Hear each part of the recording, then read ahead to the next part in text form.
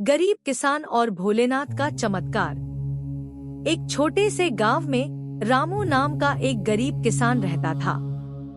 उसकी छोटी सी झोपड़ी थी, थोड़ा सा खेत था और जीवन में बहुत संघर्ष था। बारिश समय पर नहीं होती थी, फसल अक्सर खराब हो जाती थी और घर में खाने तक की कमी रहती थी। लेकिन एक चीज थी जो रामू के पास बहुत थी, भोलेनाथ के प्रति अटूट श्रद्धा। हर सुबह सूरज निकलने से पहले रामू गांव के पुराने शिव मंदिर जाता था।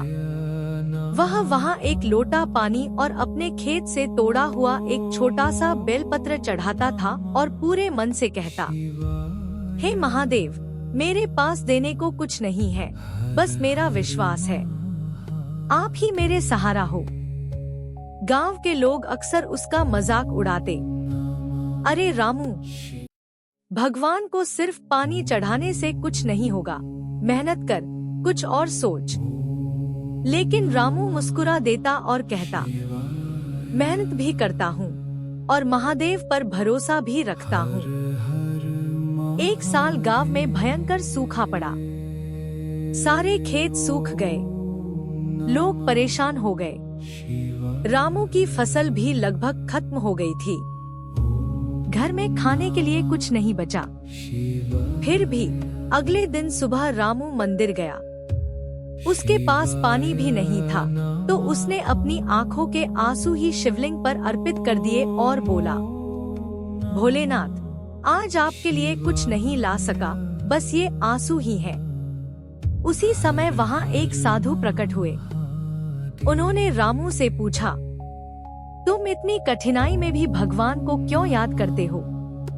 रामू ने कहा, जब सब साथ छोड़ देते हैं, तब भी महादेव साथ देते हैं। मेरा विश्वास ही मेरी ताकत है। साधु मुस्कुराए और बोले, तुम्हारी भक्ति सच्ची है।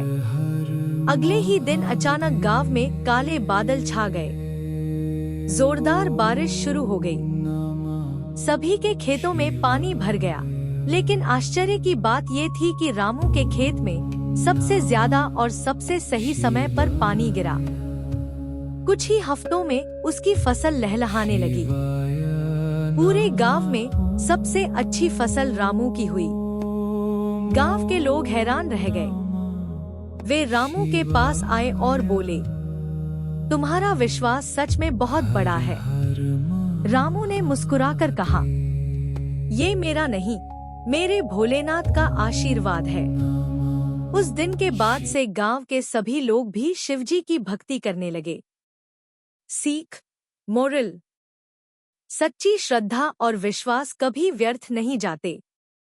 जब इंसान पूरी सच्चाई से भगवान को पुकारता है, तो वे किसी न किसी रूप में उसकी मदद जरूर